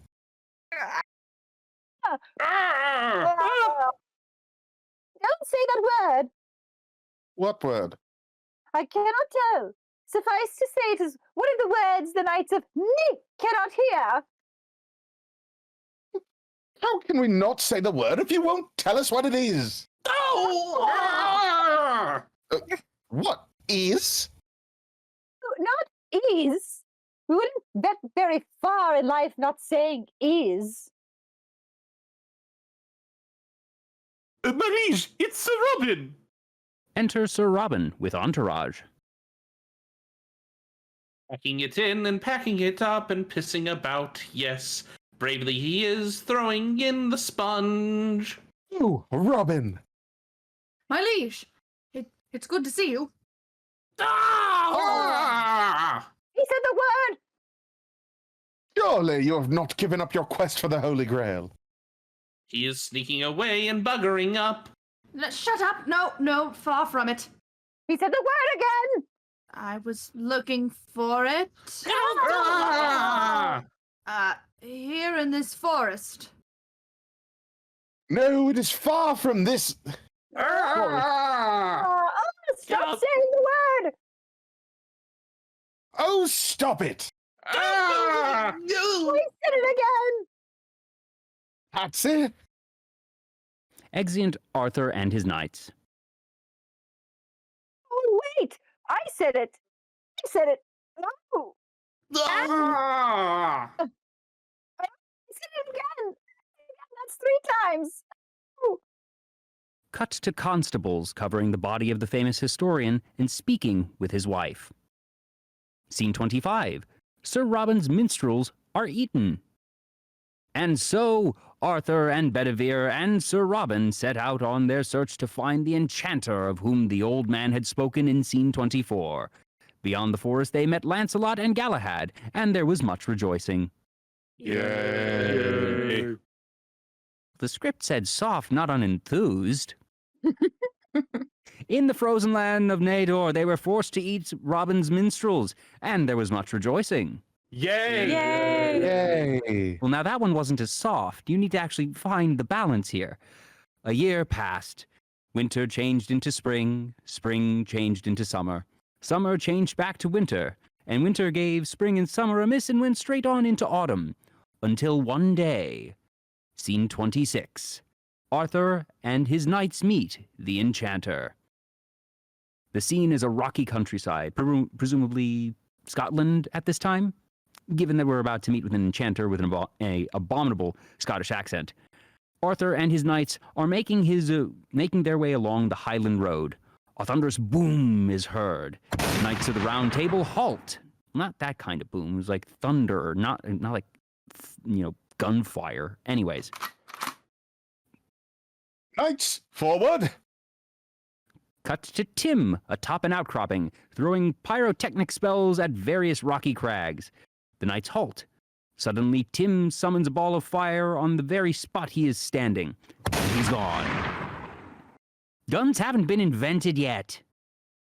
Or at least I don't think... Yeah, no, they hadn't been invented yet, no. Just as suddenly, Tim reappears in a cloud of smoke a few feet away from Arthur. He continues to toss a couple more fiery spells. Yes, closer. What manner of man are you that can summon up fire without flint or tinder? I am an enchanter. By what name are you known? There are some who call me Tim. Greetings, Tim the Enchanter. Greetings, King Arthur. You know my name? I do. You seek the Holy Grail. That is our quest. You know so much that is hidden, oh Tim. Quite. He shoots a rocket from his staff at a tree, which explodes. The knights applaud politely. Well, yes, we're looking for the Grail. Our quest is to find the Holy Grail. Yes. Yep. Yes. Oh. And so we're looking for it. Looking, yes. Yes, we are. We have been for some time. Brent, ages. So, if there's anything you can do to help, that would be very helpful. Look, can you tell us where... Tim throws a fireball in front of him, not fires a gun, but anyways, he stumbles back holding his leg. Oh, fine. Yeah, well, I don't want to waste any more of your time, but I don't suppose you could tell us where we might find well, if we could find a what? A grail? A grail? Yes, I think so. Yes, that's it, yes. Hmm? Yes! Oh, thank you. Splendid. Oh, thank you. Yeah. I'm fine. Tim shoots fire from his fingers at a rocky slope. Oh, I don't have wow. the sound effect for that one. Well, you look like a busy man. Yes! I can help you find the Holy Grail. Oh. Thank you. Yeah, thank you. Oh, that's great. To the north there lies a cave. The Cave of Carnabanog, wherein carved in mystic runes upon the very living rock, the last words of Orphan Bedwear of Reged make plain the last resting place of the most holy Grail. So, where can we find this cave, oh Tim? Follow, but follow only if ye be men of valor. For the entrance to this cave is guarded by a creature so foul, so cruel, that no man yet has fought with it and lived. Bones of full 50 men lie strewn about his lair. So brave knights, I'm getting spit all over my computer. If you do doubt your courage or your strength, come no further, for death awaits you all with lasty big and pointy teeth. Wow, what an eccentric performance. Scene 27. Arthur and his knights get their medieval butts kicked. The scene is a ridge above a rocky gorge. Tim leads Arthur and his knights along the ridge. With clopping of coconuts and a whinny or two from the porters, the party halts. They're nervous, sire. Then we'd best leave them here and carry out on foot. Dismount. Knights pretend to dismount horses. They lean down to get a view of the cave within the gorge, where bones and armor lie strewn about. Behold, the Cave of Carbanog. Right. Keep me covered. With what? Just keep me covered. Too late! Dun dun dun! What? There he is. Enter a snowy white rabbit, hopping out of the cave among the bones. Where? There! What, behind the rabbit? It is the rabbit. You silly sod. You got us all worked up. Oh, that's no ordinary rabbit. That's the most foul, cruel, and bad-tempered rodent you ever laid eyes on. You ticked I soiled my armor. I was so scared. Look, the rabbit's got a vicious streak a mile wide. It's a killer. Oh, good stuff. Well, do you a treat, mate? Oh, yeah? You mangy Scots git. I'm warning you. What do you do, nibble your bum? He's got huge stomp. He can leap about. Look at the bones. Go on, Balls. Chop his head off. Right, still a little bleeder. One rabbit stew coming right up. Look! Bors crawls over the rocks and descends into the gorge. As he approaches the cave, the rabbit squeaks, then launches its furry little form at Bors' throat. Ah! Dun, dun, dun. Bors' head comes off, spurting blood like it's a Sam Peckinpah Western. Jesus Christ! I warned you. I've done it again. I warned you, but did you listen to me? Oh, no, you knew it all, didn't you? Oh, it's just a harmless little body, isn't it? Well, it's always the same. I always... Oh, shut up. Oh, but do they listen to me? Right. Oh, no. Charge! Charge! Charge! Charge! The vicious little fur-bearing critter lays waste to the knights, snapping first at one and then another, its twitchy little pink nose and buck teeth covering itself and each other with noble blood. Run away! away! Arthur and the others retreat a safe distance away. Right. How many did we lose? Gawain. Hector. And Bulls. That's 5. 3, sir. 3. And we better not risk another frontal assault. That rabbit's dynamite. Would it help to confuse it if we run away more? Oh, shut up. All right. And go change your armor. Ugh. Let us taunt it. It may become so cross that it will make a mistake. Like what? Well... Have we got bows? No. We have the holy hand grenade. Oh, yes, of course. The holy hand grenade of Antioch. 'Tis one of the sacred relics Brother Maynard carries with him.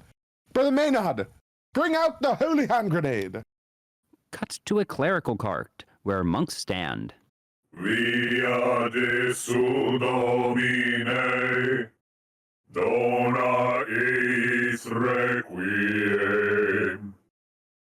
A reliquary is brought out, and the monks give the grenade to Bedivere. So, how does it work? I know not, my liege. Right. Consult the Book of Armaments. Armaments, chapter 2, verses 9 to 21. And Saint Attila raised the hand grenade up on high, saying, O Lord, bless this thy hand grenade, that with it thou mayest blow thine enemies to tiny bits in thy mercy. And the Lord did grin, and people did feast upon lambs, and sloths, and carp, and anchovies, and orangutans, and breakfast cereals, and fruit bats, and large... Skip a bit, brother. And the Lord spake, saying, First shalt thou take out thy holy pin, then shalt thou count to 3, no more, no less. 3 shalt be the number thou shalt count, and the number of the counting shalt be 3. 4 shalt not count, nor either count thou 2, except that thou proceedeth to 3. 5 is right out. Once the number 3, being the third number, be reached, then lobbest thy holy hand grenade of Antioch towards thy foe, who being naughty in my sight, shall snuff it. Amen. Amen. Right. Arthur pulls the pin out of the grenade. 1, 2, 5, 3. 3. The holy hand grenade of Antioch sails into the vicious Lepus's cave and explodes. This instantly gets the attention of the constables investigating the death of the famous historian several scenes away, where they have come upon the broken remains of the shrubbery in the woods of the Knights of Ni. They make their way toward the gorge. Scene 28. Arthur and his knights in the cave of Caernarvon. The scene is the interior of a large natural cavern. Arthur and his party enter and look about for the carved runes spoken of by Tim. Suddenly, they come across some runes. There, look. What does it say? I can't read. What language is that? Brother Maynard, you're a scholar. It's Aramaic. Of course. Joseph of Arimathea. Horse. What does that mean? What does it say? It reads, Here may be found the last words of Joseph of Arimathea. He who is valiant and pure of spirit may find the holy hand grenade. I'm sorry, I misread. He who is valiant and pure of spirit may find the Holy Grail in the castle of... What? The castle of...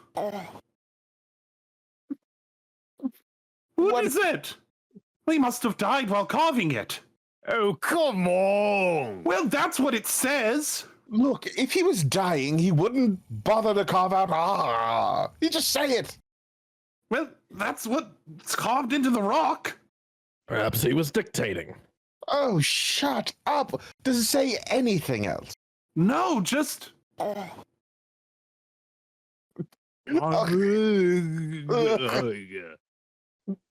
you suppose he meant the Camel? Where's that? France, I think. Isn't there a Saint Ives in Cornwall? No, that's St. Ives. Oh, yes, Saint Ives. Ives. Ooh, ooh, ooh, ooh, ooh. No. At the back of the throat. No. Ooh, in surprise and alarm. Oh, you meant sort of an Yes, but I... Oh! Oh, my God! Entered the animated girth of the legendary Black Beast of Ah, roaring menacingly. It's a legendary Black Beast of... Exit Maynard into the maw of the many-eyed beast. Run away! Run away! The Black Beast roars, and animated knights run to and fro in the darkness, but you can't see them. The Black Beast chases them.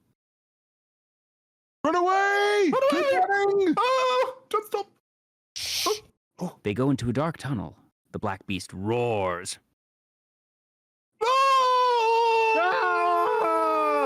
As the horrendous Black Beast lunged forward, escape for Arthur and his knights seemed hopeless. When suddenly, the animator suffered a fatal heart attack. The cartoon peril was no more. The quest for the Holy Grail could continue. Cuts to the cave entrance. The constables arrive at the vacated cave area and look over the dead bones of full 50 men strewn about. Scene 29. Arthur and his knights at the Gorge of Eternal Peril. The scene is the rim of the Gorge of Eternal Peril, where smoke and lava rise out of the depths of the gorge. Arthur, Robin, Bedivere, Galahad, and Lancelot skirt the rim, shuffling toward the rickety rope and plank bridge. There it is. The Bridge of Death. Oh, great. Look, it's the old man from scene 24. What is he doing here? He's the keeper of the Bridge of Death. He asks each traveler 5 questions. 3 questions. 3 questions. And he who answers the 5 questions... Do you not know how to count to 3? 3 questions. 3 questions may cross in safety. Well, what if you get a question wrong? Then you are cast into the Gorge of Eternal Peril. Oh, I won't go. Well, who's going to answer the questions? Clearly not you, seeing as like Sir Robin. Yes? Brave Sir Robin, without math dyslexia, you go. Hey, I've got a great idea. Why doesn't Lancelot go? Yes, let me go, my liege. I shall take him single-handed. I shall make a feint to the northeast. No. Hang on. Just answer the 5 questions. 3 questions. So you work for Valve or something? The 3 questions as best you can. And we shall watch and pray. I understand, my liege. Good luck, brave Sir Lancelot. And God be with you. Fucking my wife. Lancelot approaches the Bridge of Death. Stop. He who would cross the Bridge of Death must answer me these questions 3, ere the other side he see. Well, go on, get on with it. Ask me the questions, Bridgekeeper. I'm not afraid. What is your name? My name is Sir Lancelot of Camelot. I'm big and strong and hot. What is your quest? To seek the Holy Grail and occasionally do things that I should not. What is your favorite color? Blue. All right, off you go. Thank you. Thank you very much. That's easy. Robin strides forward confidently. The others follow. Stop! He who approaches the bridge of death must answer me these questions 3, ere the other side he see. Ask me the questions, Bridgekeeper. I'm not afraid. What is your name? Sir Robin of Camelot. What is your quest? To seek the Holy Grail. What is the capital of Assyria? No, Robin is catapulted off the path and into the gorge of eternal peril. Galahad steps forward. Stop! What is your name?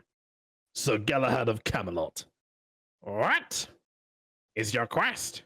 I seek the Grail. What is your favorite color? Blue. No, yellow. Ah! Galahad is also catapulted off the bridge and into the gorge. Arthur steps forward. Stop! What is your name? It is Arthur, King of the Britons. What is your quest? To seek the Holy Grail. What is the airspeed velocity of an unladen swallow? What do you mean? Either is it an African or European swallow? What? I don't know that. Ah! In a shocking reversal of fortune, the keeper himself is catapulted off the bridge and into the gorge of eternal peril. How do you know so much about swallows? I spent some time in Sanford. I mean, well, you have to know these things when you're king, you know. Arthur and Bedivere begin crossing the bridge. We will now take a brief intermission. We hope you enjoyed the intermission. We will now continue our performance. Scene 30, Beyond the Bridge of Death. The scene is the other side of the Bridge of Death, as was indicated in the scene title. A bleak and foggy place, as most places are in England. After all, when you live in a bleak and foggy land, it's hard to imagine, say, a sunny beach on the coast of Mexico, where the water is so clear that you can see all the way to the bottom, 30 or 40 feet below. Anyway, Arthur and Bedivere cross the bridge and begin looking for Lancelot. Lancelot, I'm definitely looking for you. Lancelot! Lancelot! Lancelot! Lancelot! Lancelot! To our heroes, Lancelot, having been apprehended by the constabulary, is being frisked upon by being frisked up against a police car. Being frisked by a police car would be rather difficult. They usually don't have limbs. Yeah, it's a I mean, they Pixar could movie, be a don't worry about it. transformer. They could be a transformer. Get on with it. Lancelot! The castle arg! Our quest is at an end. Arthur and Bedivere are led by the sounds of angels singing to the shore of a great lake. The singing stops. Suddenly, a great dragon-proud ship sails out of the fog, complete with its own frighteningly orchestrated music theme. They climb aboard and sail across to an island castle. Oh, there's castle arg! Our quest is at an end. We clamber ashore. God be praised! Kneel! Almighty God, we thank thee that thou hast vouchsafed to us the most holy. Just then a sheep is catapulted over the wall at our heroes. Jesus Christ! The sheep lands on top of Arthur. Cut to French guard atop the wall of Castle Og. Hello, Daffy English candidates and Monsieur Arthur King was afraid of a duck, you know. So we French fellows out with you a second time. How dare you profane this place with your presence? I command you, in the name of the Knights of Camelot, to open the doors of the sacred castle to which God himself has guided us. Arthur and Bedivere charge up the shore to the staircase leading to the castle gate. How you English say one more time, unclogged my nose in your direction, sons of a window dresser. So you think you could out-clever us French folks with your silly knees bent running about advancing behavior. I'll wave my private parts at your aunties, you cheesy lot of second-hand electric donkey-bottom fighters. In the name of the Lord, we demand entrance to the sacred castle. No! chance English bedwetting types, I'll burst my pimples at you and call your door opening request a silly thing, you tiny-brained wipers of other people's bottoms. If you do not open this door, we shall take this castle by force. Muck is summarily dumped upon Arthur and Bedivere. In the name of God and the glory of our... More muck and much hooting from the French guards. Right, that settles it. Arthur and Bedivere descend the stairs, withstanding numerous meats, breads, and vegetables dropped on them from above. Yes, you've had a lot of it this time, and don't come back anymore with fire arrows at the top of your heads and make castanets out of your testicles already. Ha ha! Just walk away and ignore them. Don't remain here, illegitimate-faced buggerfolk, and if you think you got a nasty taunting this time, you ain't heard nothing yet. Daffy English canniggets. Arthur and Bedivere somehow cross the lake to the shore from whence they came. We shall attack at once. Yes, my liege. Stand by for attack. Hundreds of soldiers appear on the horizon. Infantry assemble. Siege engines are set. Knights don their helms. Pikes are sharpened. Lines are formed. Drums roll. French persons, today the blood of many a valiant knight shall be avenged. In the name of God, we shall not stop our fight until each one of you lies dead and the Holy Grail returns to those whom God has chosen. Charge! Ah! They charge. Enter the police in cars and paddy wagons, sirens blaring. The famous historian's wife gets out of one of the cars. Yes, they're the ones, I'm sure. Come on, everybody up. Come on, back to this. An offensive weapon, that is. All right, Sonny. Confusion reigns as Arthur is taken into custody. Oh, I get it. It's a cop-out ending. Here is the end of the whole book of King Arthur and his noble knights of the Round Table and their quest for the Holy Grail. And here is the end of the strictly unauthorized annotation-free radio drama adaptation of the strictly unauthorized, more than fully annotated script of the film that was originally published by Zombie Press before being further adapted and unannotated by Joel Guttman. Thank you for listening to our radio drama presentation of Monty Python. King Arthur was played by Lealin Queen. Sergeant, Robin, Concord, Witch, Three-Headed Giant, and wife were played by Abby Brenner. Father, minstrel, famous historian, complainer, and other knights of Knee were played by Danny Hill. Lancelot, Zoot, Inspector Fox, receptionist, girls, middlehead, chapman, other guards, policemen, and other guardsmen, yes, those are different, were played by Jason Amherst. Patron, Dingo, corpse collector, Black Knight, Jones, woman, right head, Crone, and Knights of Knee, yes, they are separate from the other Knights of Knee, were played by Megan Salinas. Galahad, Arguer, God, Keeper of the Bridge, Customer, Old Man, Dead Person, Sound Effect, Woman Serf, and Guardsman were played by ReachStreams. French Guard, Subtitles, Herbert, Inspector Gazelle, Left Head, Roger, Boars, Constable, Another Guard, and Patsy were played by Celeste English. Dennis, Head Knight of Knee, Second Brother, Palin, Spreaders, Knights, Piglet, Other Guards, and Guards, separate from the other guards, were played by Marina DiMarzo. Bedivere, Tim, Room Guard, Crowd, Maynard, Angry Man, Idol, Monks, Guests, and other Knights of Knee, separate from the other Knights of Knee and Knights of Knee, soldiers were played by Cam Griffin. Yes, that was also played by Cam Griffin.